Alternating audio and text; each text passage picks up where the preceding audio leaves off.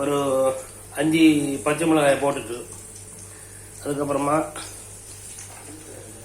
இறாலை நம்ம க்ளீன் பண்ணி வச்சிருந்த இறாலை அழகான முறையில்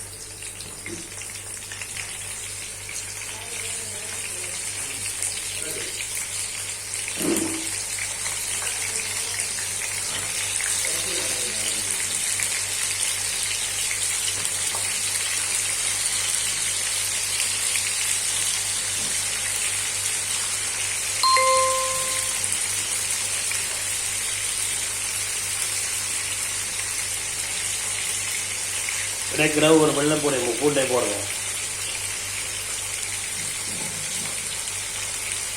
அப்போ நமக்கு வந்துட்டு போட்டு மட்டும்னா நமக்கு வந்துட்டு சுவையாக கிடைக்கும். அது இறால் வந்துட்டு மனம் பூண்டு மனம் வந்துட்டு